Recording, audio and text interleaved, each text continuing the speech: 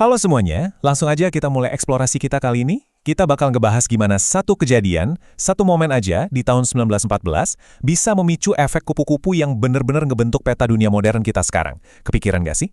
Kita mulai dari sesuatu yang kelihatannya sepele banget. Bayangin, 28 Juni 1914. Ada anak muda, umurnya baru 19 tahun.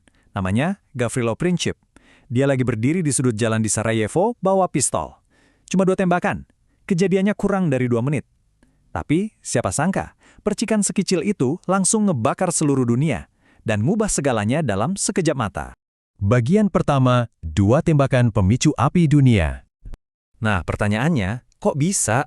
Jadi gini, waktu itu Eropa tuh terikat sama jaringan aliansi yang super rumit dan kaku banget.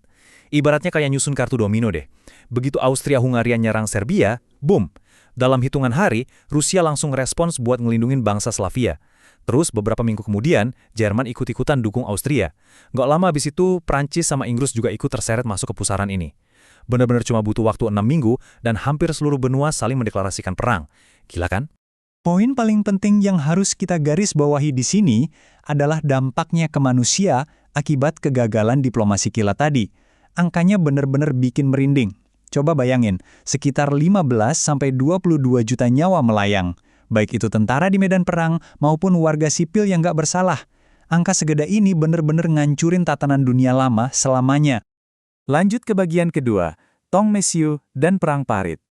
Kalian harus tahu, saat itu Eropa tuh sebenarnya kayak lagi duduk manis di atas tong mesiu raksasa yang siap meledak kapan aja. Ada 4 faktor utama yang saling berkaitan nih, gampangnya kita singkat MAIN. M untuk militarisme, alias perlombaan senjata besar-besaran. A untuk aliansi, ya rentetan perjanjian rumit antar negara tadi. I untuk imperialisme, persaingan rebutan wilayah jajahan. Dan N pastinya nasionalisme yang lagi panas-panasnya, terutama di kawasan Balkan. Nah, keempat faktor ini ngunci negara-negara Eropa ke dalam sebuah mesin eskalasi otomatis yang nggak bisa di-stop. Terus, apa yang terjadi di medan perang? Ada ketidakseimbangan yang tragis banget. Di satu sisi, para jenderalnya masih keras kepala pakai taktik militer abad ke-19, nyuruh prajurit jalan balis tegak ke depan musuh. Di sisi lain, mereka malah dihadapin sama teknologi mesin pembunuh dari abad ke-20. Ada senapan mesin, gas mustard yang mematikan, tank, artileri berat, sampai pesawat terbang.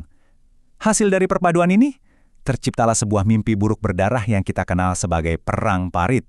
Biar kalian ada bayangan seberapa mematikannya kombinasi tadi ya, coba dengerin ini. Di pertempuran Somme tahun 1916 aja, tercatat sekitar 475.000 korban berjatuhan dari kedua belah pihak. 475.000 orang. Ratusan ribu nyawa dikorbanin tiap minggunya cuma buat majuin garis pertahanan sejauh beberapa ratus meter doang. Benar-benar susah dipercaya kalau kita pikir-pikir lagi sekarang. Masuk ke bagian ketiga, Versailles, benih perang berikutnya.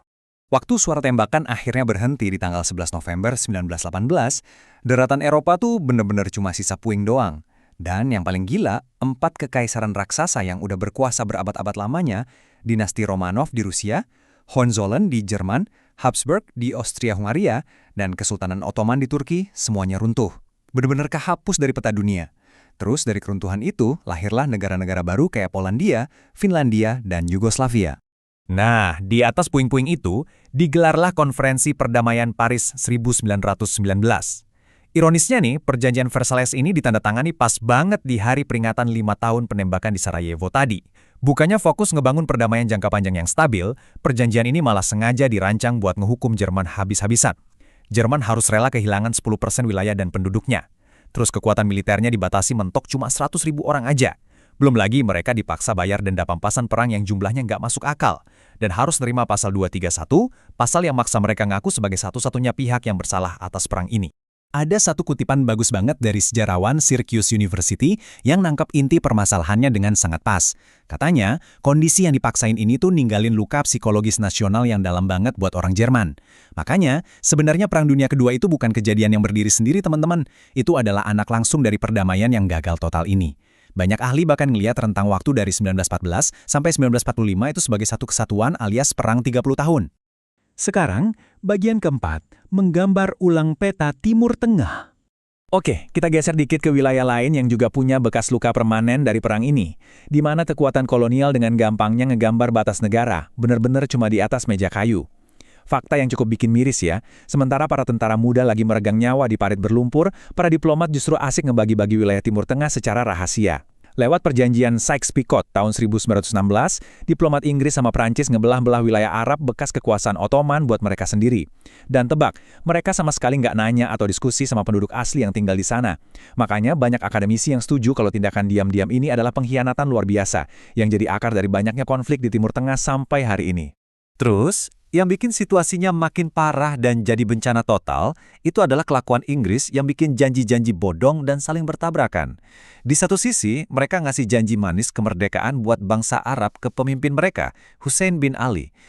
Di sisi lain, di waktu yang sama, mereka juga ngeluarin deklarasi Balfour yang isinya janjiin dukungan buat pembentukan tanah air nasional Yahudi di wilayah Palestina. Ngasih janji kedua kelompok yang beda buat satu petak tanah yang sama, wah itu sih udah pasti resep paling manjur buat nyiptain benturan berdarah di masa depan. Bukti nyata betapa berbahayanya ngegambar batas buatan itu bisa kita lihat dari terbentuknya negara Irak modern. Inggris nyatuin wilayah Mesopotamia dan area tempat tinggal suku Kurdi murni karena ngincer minyaknya. Mereka dengan gampang nyatuin populasi Sunni, Syiah, dan Kurdi ke dalam satu negara, padahal kelompok-kelompok ini punya sejarah ketegangan yang panjang banget. Sama aja kayak mereka lagi ngerakit bom waktu, yang pelan-pelan bakalan meledak berkali-kali di tahun-tahun berikutnya. Nah, mungkin kalian mulai mikir nih, terus kenapa sih kejadian seabad lalu ini penting buat aku sekarang? Kita masuk ke bagian kelima, warisan berdarah di era modern. Kalau kita jeli nyari benang merah dari berita-berita internasional yang lagi rame sekarang, garisnya tuh kelihatan jelas banget loh. Mulai dari akar konflik Israel-Palestina yang sampai sekarang masih pecah, ketidakstabilan parah di Irak plus munculnya kelompok-kelompok militan sejak tahun 2003, sampai ketegangan yang masih sering kerasa di wilayah Balkan, percaya nggak percaya, itu semua pangkalnya bisa ditarik lurus ke penyelesaian akhir Perang Dunia Pertama. Tapi tentu aja warisan perangnya ini nggak cuma nempel di urusan geopolitik aja. Realitas super ngeri di medan perang yang diceritain sama penulis-penulis kayak Wilfred Owen dan Erich Maria Remarque itu bener-bener ngancurin mitos kuno soal perang. Konsep soal heroisme, kejayaan, dan kehormatan di medan tempur tuh langsung pudar. Diganti sama realitas yang isinya cuma lumpur, gas beracun yang bikin sesak napas, kematian yang konyol, dan akhirnya bikin masyarakat sipil jadi skeptis banget sama yang namanya perang. Perubahan mindset ini selamanya ngubah cara kita ngerespons dan memperdebatkan tindakan militer di era modern.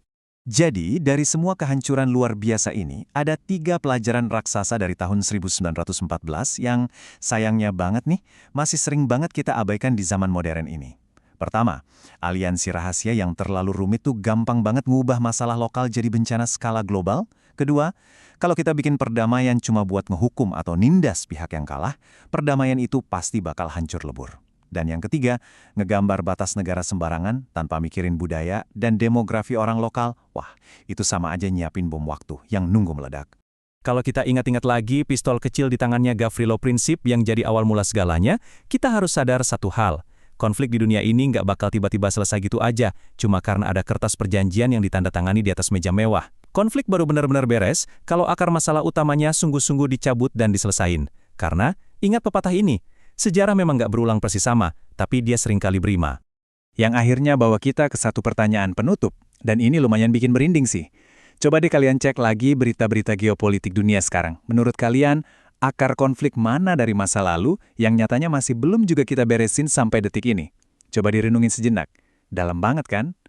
Teruslah bertanya, dan pastinya teruslah belajar.